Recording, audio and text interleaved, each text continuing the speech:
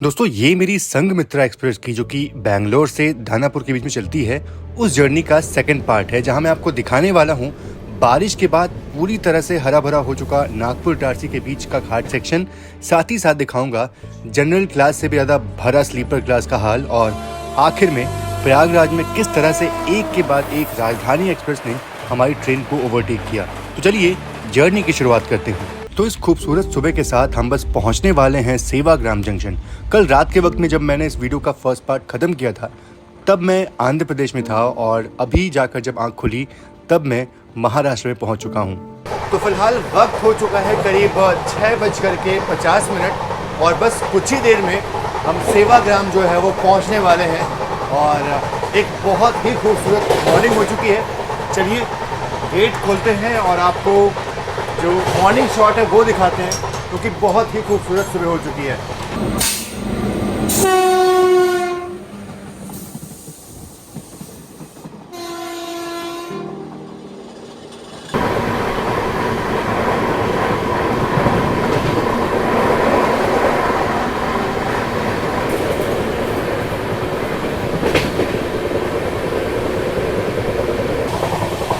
तो फिलहाल वक्त हो चुका है करीब 6:50 और बस कुछ ही देर में सेवाग्राम जो है बस पहुंचने वाले हैं। और क्या खूबसूरत सुबह जो है वो हुई है।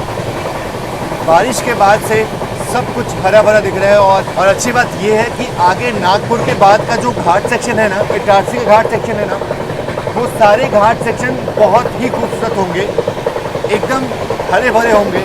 उनको देखने की एक्साइटमेंट बहुत ज़्यादा है मेरे अंदर। और बाकी उससे पहले आप लोग सेवाग्राम जो है ना वो देखिए, सेवाग्राम का जो कर्व है वो देखिए और इस खूबसूरत सनराइज़ को आप लोग एंजॉय करिए।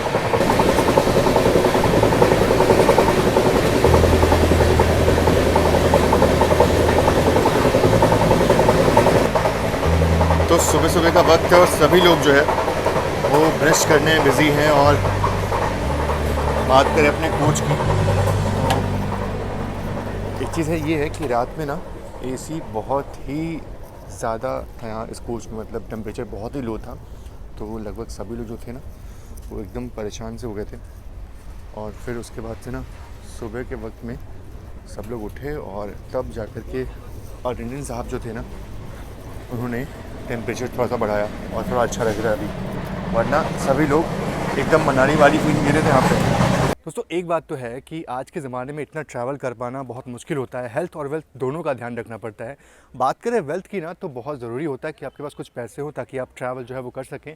और आज के ज़माने में ना, आज के डिजिटल ज़माने में बहुत सारे ऐसे ऑप्शंस खुल चुके हैं जहाँ से आप अच्छी खासी इनकम जो है वो जनरेट कर सकते हैं, जिनमें से एक है ट्रेडिंग। ट्रेडिंग करके आप एक अच्छा खासा इनकम जो है वो जनरेट कर सकते हैं। लेकिन एक बात ये भी है कि आज के ज़माने में बहुत सारे ट्रेडिंग के प्लेटफॉर्म जो हैं वो खुल चुके हैं। उनमें से कुछ चुनिंदा ही ऐसे प्लेटफॉर्म्स हैं जो कि सही हैं, जिन पे आप ट्रस्ट कर सकते हो। और उनमें से एक है ओलम ट्रेड, नाम तो आपने सुना ही होगा। और ओलम ट्रेड एक ऐसा ट्रेडिंग ऐप है जिसमें मैं ट्रस्ट करता हूँ और यहाँ पे आप रिस्क फ्री ट्रेड जो है वो कर सकते हैं। तो चलिए सीधा आपको ले चलते हैं ओलम ट्रेड के डैशबोर्ड में और देखते हैं कि ओलम ट्रेड पे ट्रेडिंग करना कितना आसान है और कितना ज़्यादा रिस्क फ्री है। तो कुछ ऐसा ओवरव्यू जो है वो आपको मिल जाता है इस ऐप का। यहाँ पे आप देखो तो आप जो एक्टिव ट्रेड्स है वो देख सकते हो, साथ ही साथ यहाँ पे मार्केट के बारे में जो भी इन्फॉर्मेशन है वो आपको यहाँ मिल जाती है। और यहाँ पे आपको इवेंट्स के जो नोटिफिकेशंस है वो भी आपको यहाँ मिलते रहते हैं। और अगर आपके मन में कोई सवाल है, कोई कुछ भी है, तो आप यहाँ पे पूछ सकते हो। यहाँ पे आपको दो अकाउंट मिल जाते हैं, एक डेमो अकाउंट और एक रियल अकाउंट। तो फिलहाल डेमो अकाउंट पे तो आप प्रैक्टिस कर सकते हो, अगर आपको बिल्कुल भी नहीं आता तो आप वहाँ पे प्रैक्टिस करके फिर आप जब कॉन्फिडेंट हो जाओगे ना तो फिर आप रियल अकाउंट पे आ जाओ और उसके बाद आप यहाँ पे ट्रेडिंग जो है वो शुरू कर सकते हो। चलिए फिलहाल मैं यहाँ पे एक छोटा सा ट्रेड जो है वो करके आपको दिखाता हूँ। तो मैं यहाँ पे 300 रुपये का जो है वो इन्वेस्टमेंट करने वाला हूँ, ट्रेड जो है वो खोलने वाला हूँ। और मैं यहाँ पे अप पे सेट करने वाला हूँ अपना फोरकास्ट। तो ये मैंने ट्रेड जो है वो ओपन किया और लेट्स सी कि क्या होता है। थोड़ा इंतज़ार करना पड़ेगा हमें यहाँ पे।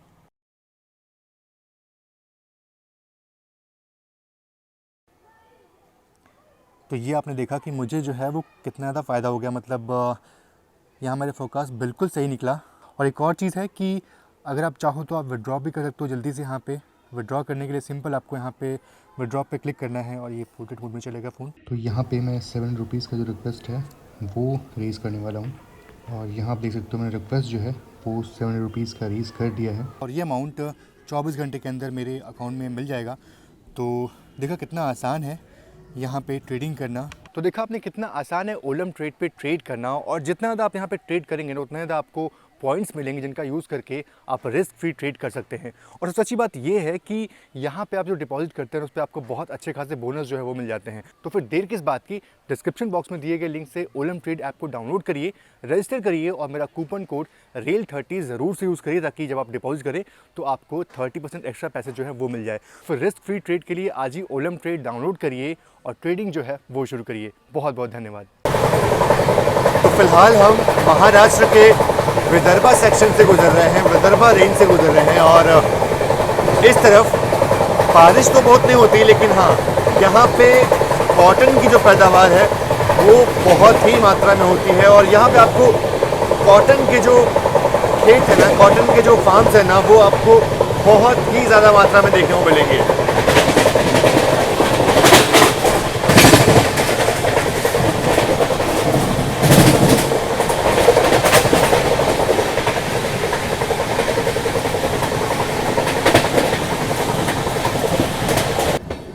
सामने की तरफ कोई तो जाना पहचाना लोकोमोटिव मुझे दिख रहा है, ये कैंप 3 शायद ना हो सकता है। और ये वही है क्या? ओहो हो, ये तो बहुत ही अच्छी बात हो गई यार कि मुझे यहाँ पे सुपर WCM 3 देखने को मिला है यहाँ पे मुझे। बहुत ही रेयर लोकोमोटिव बन चुका है अभी,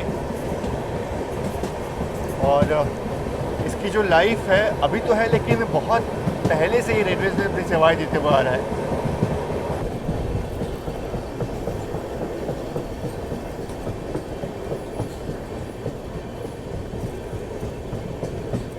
और देखो अब बिल्कुल किस तरीके से एक कर्व है, आपको लोकोमोटिव कितना पास, मतलब कितना साफ दिखाई दे रहा है, वैसे दिखता नहीं, और ऐसे में आपको जो लोकोमोटिव है वो दिख रहा है। बहुत ही मैसिव कर्व होता है सेवाग्राम का। और ये देखो अब किस तरह से हमारी ट्रेन जो है वो कर्व ले रही है।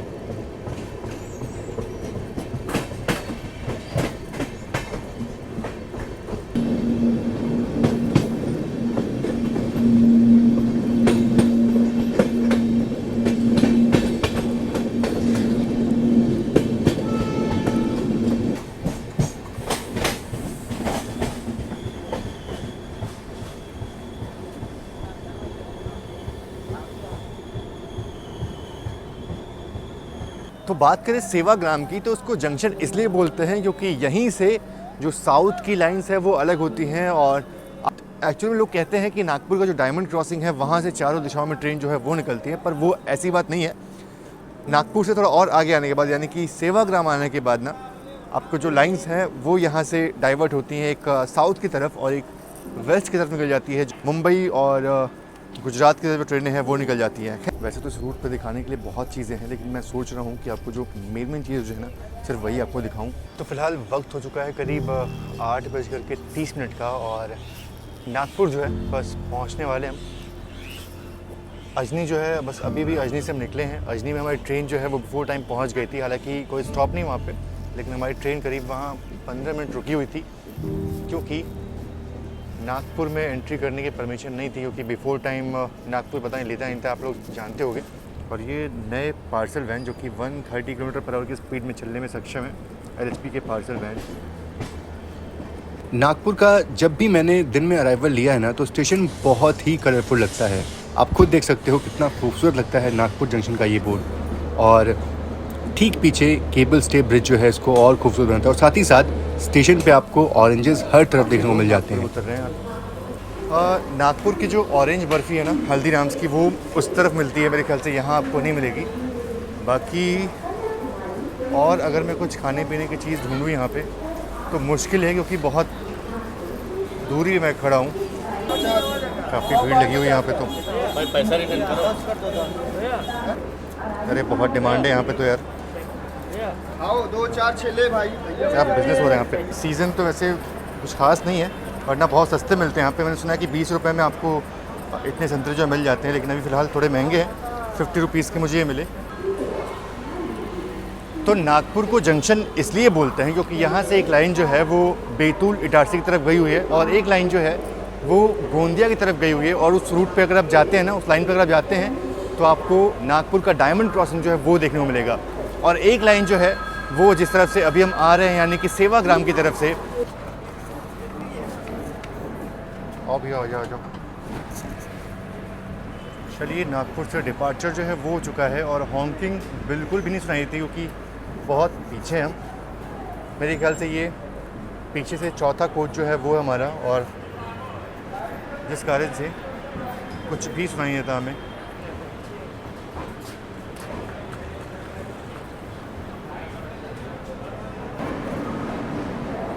और इस तरफ ना अगर मैं आपको बताऊं तो इस तरफ मीटर गेज के पहले ट्रैक्स थे यहाँ पे।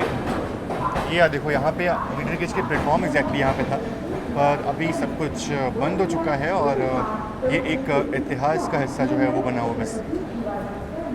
अभी आप देखो तो वहाँ पे कुछ ट्रेनें जो है वो बनी हुई मीटर गेज की, वो पूरा मीटर गेज का प्लेटफॉर्म था पहले। अरे ये चलती ट्रेन से कैसे उतर सकते हैं भाई? ये डायमंड क्रॉसिंग नहीं है, डायमंड क्रॉसिंग आगे जो है वो है डबल डायमंड क्रॉसिंग, और यहाँ भी एक डायमंड का शेप जो है वो आपको बना हुआ देखने को मिलेगा। और मेनली अगर देखा जाए तो सिर्फ एक ही लाइन जो है ना वो पैसेंजर ट्रेन के लिए होती है, दूसरी लाइन जो है वो गुड्स ट्रेन के लिए होती है, बाईपास लाइन होती है, और वो डायमंड क्रॉसिंग आप देख सकते हो। बैतूल तो पहुँचने में अभी टाइम है, लेकिन बाहर के नज़ारों को देखने के बाद ना गेट पे खड़े रहने से मैं अपने आप को रोक नहीं पाया और गेट पे चलाया मैं। और वाकई बहुत ही हरियाली है फ़िलहाल इस घाट सेक्शन पे। और पहले ये पूरा ब्राउनिश होता था, मतलब सब कुछ सूखा था, लेकिन अभी मानसून के बाद आप देख सकते हो कितना ज़्यादा हरा भरा फूल दिखाई दे रहा है। तो मेरे ख्याल से ये ट्रेन शायद तमिलनाडु एक्सप्रेस है जो कि चेन्नई सेंट्रल की तरफ जा रही है।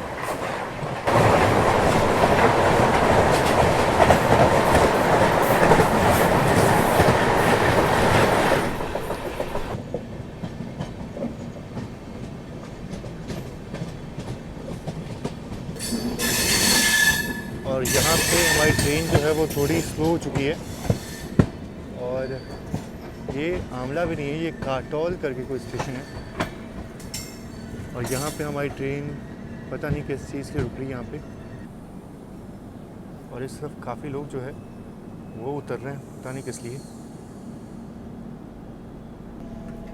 सर आप कहाँ तक जाएंगे? हम तो जाएंगे सत्तानापुर। अब यहाँ अकेले बैठे हुए हैं गुमसुम एकदम अचानक एकदम कोने में बैठे हुए हैं आप एकदम, इसलिए कोई गाड़ी आ रही है क्या? कोई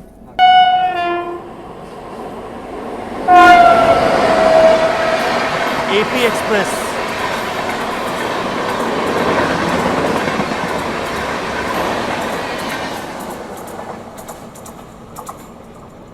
और अभी हम यहाँ भैया के साथ बैठे हुए थे और अभी भैया बोल रहे थे कि जनरल में तो भीड़ है ही, हमने देखी जनरल में कितनी भीड़ थी, रात में आपको दिखाया था मैंने, लेकिन भैया बोल रहे हैं कि स्लीपर में बहुत ज़्यादा भीड़ है, बहुत ज़्यादा भीड़ है, मतलब कि चलने की जगह नहीं वहाँ पे है। और दशहरे के कारण ज़्यादा भीड़ है ना, मेरे ख्याल से दशहरा है, दिवाली आ रही है, इस कारण इतनी भीड़। छठ पूजा भी बहुत मनाते हैं बिहार में लोग। जब बैंगलोर से गाड़ी निकलती है, बैंगलोर जाने वाली गाड़ी में काफ़ी भीड़ है। अब चलते हैं वहाँ पे और देखते हैं कि स्लीपर क्लास में कितनी भीड़ है। जनरल क्लास का हाल तो बहुत ही बुरा था, स्लीपर क्लास का हाल कैसा है वो चल के देखते हैं।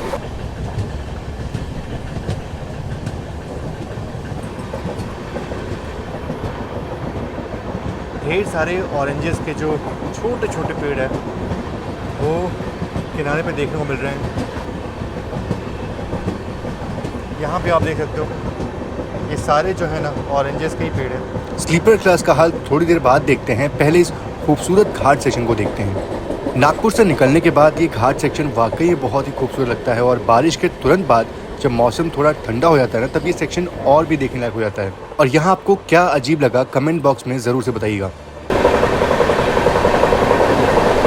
तो फिलहाल वक्त हो चुका है करीब 11:15 और हम जो है अभी पहुँच रहे हैं आमला। और आमला जो था वो स्किप था हमारा, लेकिन ट्रेन यहाँ पे काफ़ी स्लो डाउन हो चुकी है। इसको जंक्शन इसलिए बोलते हैं क्योंकि यहाँ से छिंदवाड़ा की लाइन जो है ना वो निकली हुई है, इसलिए इसको आमला जंक्शन बोलते हैं। और अगर हम स्किप करते स्टेशन को तो वहीं से करते और काफ़ी बढ़िया स्किप होता। पर ऐसा लग रहा है कि स्लो स्किप होगा। हाँ, स्लो स्किप होगा मेरे ख्याल से, क्योंकि हमारा कोच बिल्कुल लास्ट है। अगर रुकना होता तो अभी तक रुक गया होता। हमें लूप लाइन से निकाला गया। वहाँ आप देख सकते हो, वहाँ पे काम चल रहा है ट्रैक पे। इसी कारण से हमें लूप लाइन से स्किप करना पड़ा और काफ़ी स्लो स्किप हम कर रहे हैं यहाँ पे। तो ये रीज़न था।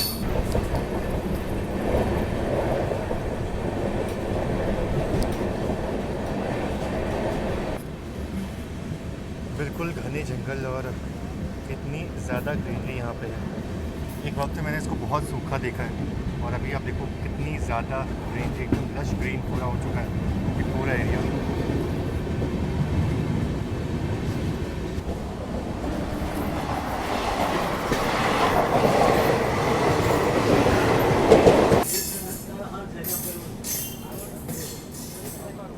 तो फ़िलहाल वक्त करीब 1:10 का हो चुका है और हम जो है इटारसी पहुंचने वाले हैं। वैसे इटारसी पहुंचने का जो सही समय था करीब 1:45 का था। तो करीब आधे घंटे पहले ही हम इटारसी जो है बस पहुंचने वाले हैं।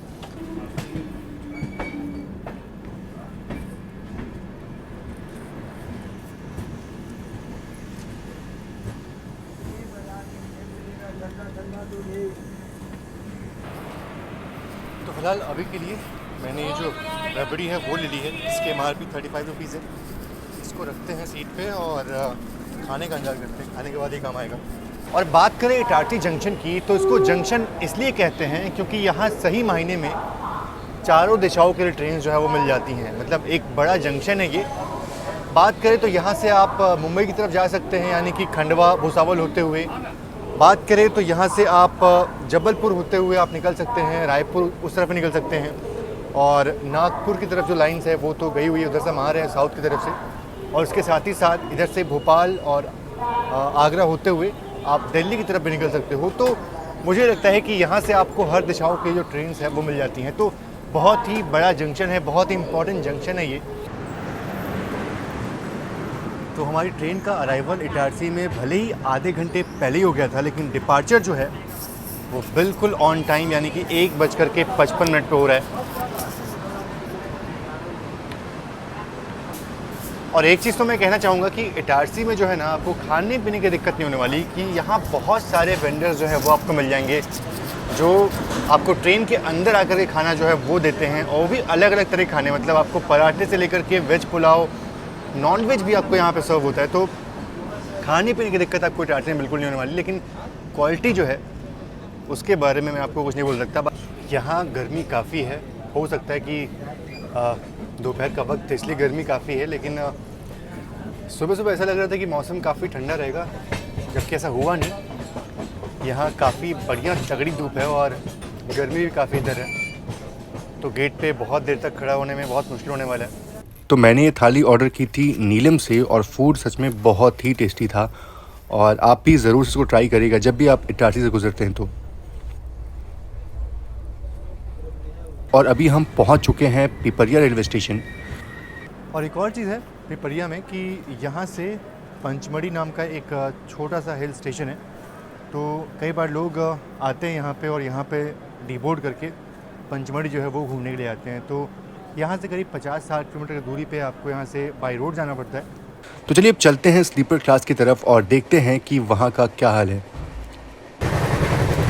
तो स्लीपर क्लास में जाने के लिए मुझे करीब 4 से 5 कोच जो हैं वो क्रॉस करने पड़ेंगे, जिसमें ज़ाहिर तौर पे सेकंड AC और थर्ड AC दोनों ही कोच जो है वो मेरे को।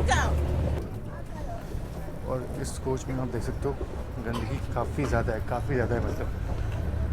और ये स्लीपर क्लास, यहाँ का हाल आप देख सकते हो, लोग किस तरीके से यात्रा कर रहे हैं यहाँ पे। स्लीपर क्लास है ये। अरे भाई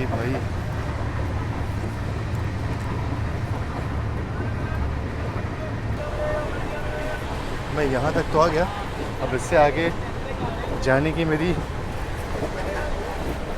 हिम्मत नहीं हो रही है कि अंदर तक पूरा भीड़ है। भाई सबको दानापुर जाना है क्या? सबको दानापुर जाना है? प्रयागराज। अरे यार, तो कुछ ऐसा हाल है स्लीपर क्लास का, मतलब यहाँ पे पाँव रखने की जगह पे नहीं है। भाई आपका रिजर्वेशन है आप लोग का? नहीं सर, हमारा वेटिंग है। सबका वेटिंग है? अरे हम टिकट नहीं, हम ऐसे ही बस बना रहे हैं वीडियो, हम टिकट नहीं मांग रहे हैं, बस देख रहे थे कि कितने भीड़ है यहाँ पे। आगे सब कोच में ऐसे ही हाल है क्या? इससे भी ज़्यादा बुरा हाल है। हाँ। आगे नहीं जा पाएंगे। नहीं आ पाएंगे आगे? अरे यार, सब लास्ट में जाने वाले सब लोग हैं ना, दानापुर तक।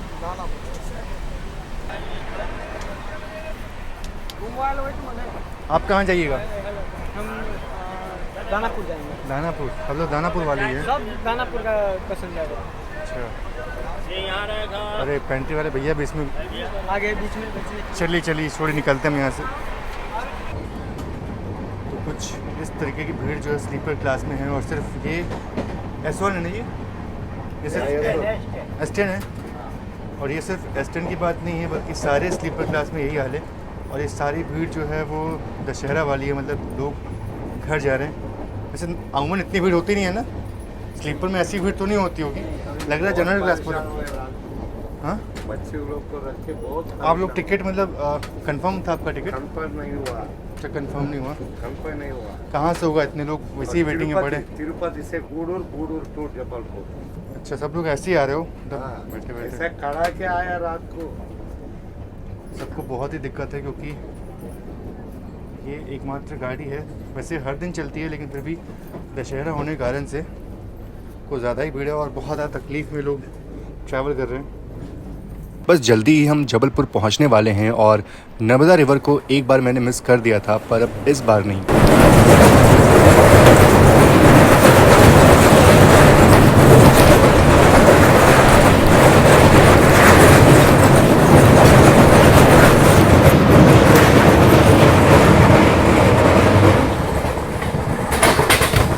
Welcome to Jabalpur cantonment. तो बिल्कुल अपने तय वक्त पे हम जबलपुर पहुंच चुके हैं, और ये स्टेशन हमेशा से ही साफ़ सुथरा स्टेशन रहा है, और आपको यहाँ खाने के लिए अलग अलग वैरायटी मिल जाती है। जैसे मुझे दूर से ही इडली वड़ा दिख गया समोसों के साथ। ये इडली वड़ा समोसे।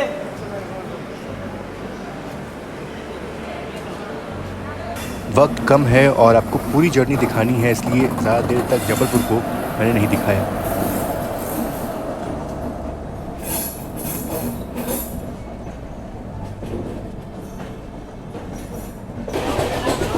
और इसको देख करके आप समझ जाइए कि ये बेंगलुरु राजधानी का कोच है। ये बेंगलुरु राजधानी का जो कोच है ना, ये संघमित्रा को दिया गया है। इस टाइम टेबल से आप इसका अंदाज़ा लगा सकते हैं। तो सुबह करीब 6:30 बजे से लेकर के अभी यानी कि 6 बजने वाले हैं। ऑलमोस्ट 12 घंटे होने को आ गए हैं, और 12 घंटों से मैं ब्लॉगिंग जो है वो मैं कर रहा हूँ, कुछ ना कुछ शूट करते जा रहा हूँ। रेस्ट बिल्कुल नहीं हो पाया है, और कल की रात में भी सिर्फ 3 या 4 घंटे की नींद पूरी हुई थी। तो अभी थोड़ी सी एनर्जी जो है वो डाउन लग रही है मेरी खुद की। बाकी अभी इसके बाद जो रूट है ना, मतलब कटनी, सतना, मैहर, ये सब रूट जो है वो अब रात के वक्त में आने वाला है। वैसे मैं कोशिश करूँगा कि आपको ये स्टेशन जो है वो हल्के फुल्के दिखा पाऊँ, पर मेन चीज़ जो है ना, मतलब प्रयागराज चिवकी में जब हमारी ट्रेन पहुँचेगी तो वहाँ पे राजधानी और गरीब रथ एक्सप्रेस जो है वो हमारी ट्रेन को ओवरटेक करेगी। बहुत ही अच्छा एक्सपीरियंस होता है वो, तो वो मैं आपको दिखाने की कोशिश करूँगा। और उसके बाद जो है ना फुल रेस्ट होगा, मतलब पूरा वहाँ से प्रयागराज चिवकी से लेकर के DDU तक में रेस्ट करने वाला हूँ। और तो शाम बिल्कुल ढल चुकी है और अब हम कटनी पहुँचने वाले हैं। ये सामने कौन सी ट्रेन है, ये तो एक पेट्रोलियम वैन है। नहीं, मजाक कर रहा हूँ। चलिए खैर, बात करें वक्त की, तो फ़िलहाल वक्त हो चुका है करीब 7 बजने वाले हैं ऑलमोस्ट, और हम जो है वो कटनी जंक्शन पहुंचने वाले हैं बस। चलिए फ़िलहाल कटनी जंक्शन पे उतरते हैं, और उसके बाद पिछली बार जब मैं आया था कटनी जंक्शन पे ना, तो मुझे यहाँ के जो इमरती थी ना वो बहुत ही अच्छी लगी थी। समोसे तो अच्छे थे, पर इमरती मुझे बहुत ही अच्छी लगी थी और इस बार कोशिश करेंगे, रात का वक्त है, रात नहीं शाम का वक्त है, तो देखते हैं कि वो चीज़ यहाँ पे मिलती कि नहीं मिलती है। फ़िलहाल कटनी जंक्शन जो है बस पहुँचने ही वाले हैं।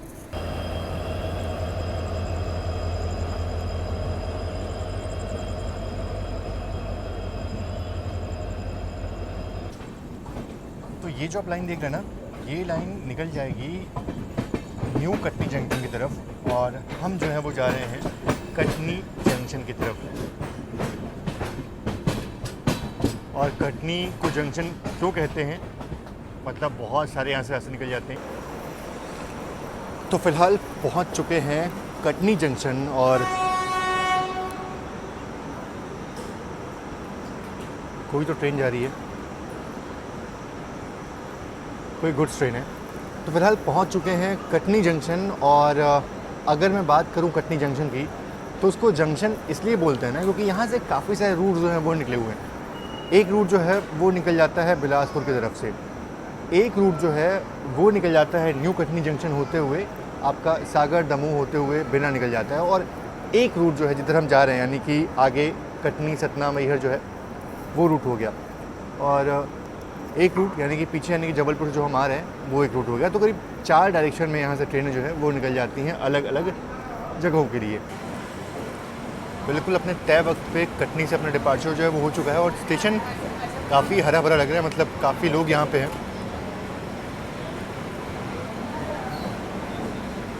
तो आपके लिए एक छोटा सा रिव्यू तो मैं कर ही सकता हूँ कि ये कैसा है। देखने में तो वाकई अच्छा लग रहा है, मतलब क्रिस्पी लग रहा है ये और गर्म भी है। अब देखते हैं टेस्ट कैसा होता है। कटनी से निकलने के बाद हमारी ट्रेन मैहर सतना पहुंचती है और वहां मैं अपने लिए कचौड़ी जो है वो लेता हूं बस टेस्ट करने के लिए, पर वो उतने वर्थ नहीं थे। पर आखिरकार हम प्रयागराज चौकी पहुंच जाते हैं और यहाँ हमारी ट्रेन काफ़ी देर के लिए रुकने वाली है क्योंकि अब राजधानी गैंग एक के बाद एक हमारी ट्रेन को ओवरटेक करने वाली है।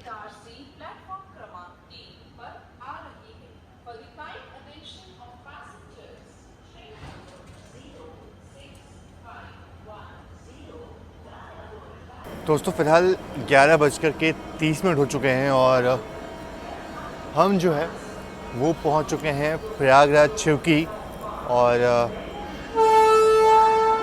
आपसे माफ़ी चाहूँगा कि मैं आपको जो मानिकपुर जंक्शन का इसके पर वो नहीं दिखा पाया क्योंकि सो गया था मैं और अभी उठा मैं। खैर फ़िलहाल यहाँ पे बहुत ट्रैफिक है, बहुत ही ट्रैफिक यहाँ पे है और यहाँ पे हमारी ट्रेन का ओवरटेक जो है वो भी होने वाला है। तो आइए देखते हैं कि कौन कौन सी ट्रेन जो है वो ओवरटेक करने वाली है। सामने से एक ट्रेन आ रही है, ये शायद से हावड़ा राजधानी जो है वो ओवरटेक करने वाली है।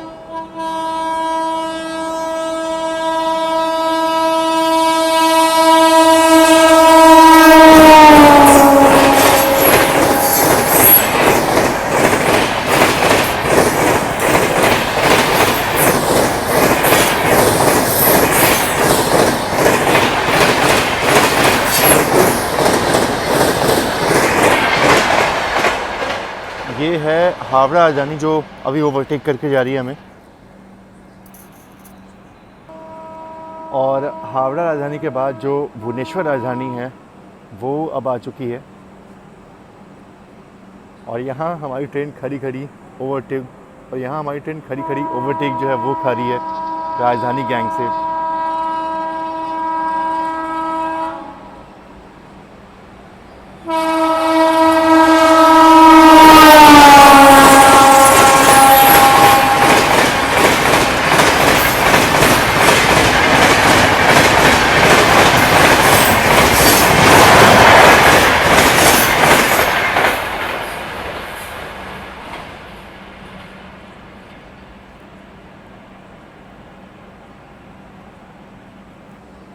तो हावड़ा राजधानी भुवनेश्वर राजधानी के बाद अब बारी है राजेंद्र नगर राजधानी की, जो कि अभी 1 नवंबर को ही तेजस रेक उसको मिले थे। तो अब वो हमें ओवरटेक करने वाली है। बैक टू बैक ढेर सारे ओवरटेक्स देखने को मिल रहे हैं हमें यहाँ पे।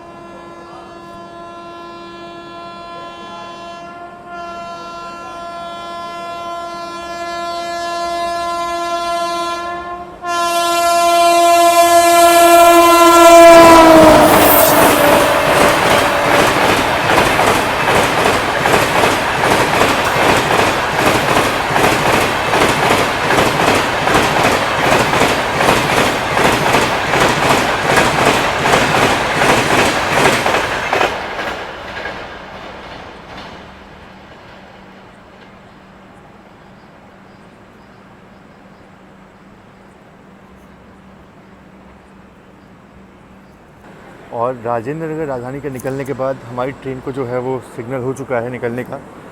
तो अब बची है भागलपुर गरीब रथ। तो शायद से अब वो हमें ओवरटेक ना कर पाए, क्योंकि हमारी भी ट्रेन अब यहाँ 130 की रफ्तार में चलने वाली है यहाँ से। तो चलिए फिलहाल अब चलते हैं, क्योंकि ओवरटेक का सिलसिला जो है वो यहाँ पे ख़त्म हो चुका है। तो चलिए फिलहाल डिपार्चर जो है वो प्रयागराज चौकी से हो चुका है। अब चलते हैं और रेस्ट करते हैं और सीधा आपसे मिलते हैं डीडीयू में, जब हमारा अराइवल जो है डीडीयू में होगा और वहीं पे हमारी ये जर्नी जो है, लंबी जर्नी जो है वो ख़त्म होगी। तो चलिए फ़िलहाल चलते हैं और अब रेस्ट करते हैं, क्योंकि बहुत ही ज़्यादा नींद आ रही है। और बहुत ही अच्छा लगा यहाँ पे, क्योंकि बैक टू बैक जो 3 राजधानियाँ थी वो ओवरटेक कर गई। 2 और राजधानियाँ थी कोई, पर मुझे याद नहीं कौन सी राजधानी वो ओवरटेक कर गई। तो फ़िलहाल आज के लिए तो इतना ही। अब सीधे सुबह यानी कि 4 बजे जो है वो हमारी गाड़ी पहुँच जाएगी डीडीयू, और बस उसके बाद से ये इतना लंबा सफ़र जो है ना वो ख़त्म हो जाएगा। चलते हैं, रेस्ट करते हैं और सीधा आपसे मिलते हैं सुबह के वक्त में।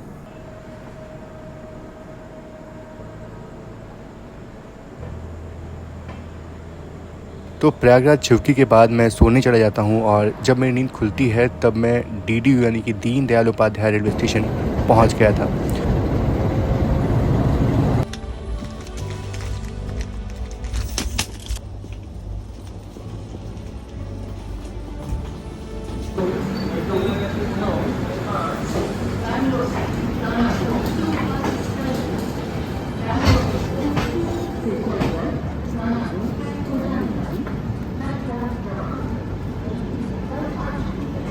तो फाइनली अपनी जर्नी जो है वो यहाँ पे ख़त्म होती है। करीब 2690 किलोमीटर की जर्नी जो है वो हमने पूरी की है, और इस जर्नी को पूरी करने में हमने करीब 46 आवर का जो वक्त है वो लिया है। तो एक तरह से ये बहुत लंबा सफ़र था मेरे लिए, जिसमें मैंने बहुत सारे स्टेट जो है वो कवर किए एक ही जर्नी में। और ये है बिजलेस कोच, जो कि सिर्फ बाहर से ही बिजलेस है, अंदर से कुछ स्पेशल इसमें नहीं होता, मैंने आपको दिखाया था। बाकी चलिए, आप सभी का बहुत बहुत धन्यवाद इस वीडियो को देखने के लिए। अगर आपने दोनों पार्ट देखा है तो आप सभी का बहुत बहुत धन्यवाद, और अगर आपने नहीं देखा दोनों पार्ट तो आप फर्स्ट पार्ट को ज़रूर से यहाँ आई बटन पर क्लिक करके देख लें। चलिए अब आपसे मिलते हैं किसी और नई जर्नी में। तब तक के लिए आप सभी का बहुत बहुत धन्यवाद। जय Hind and God bless you all.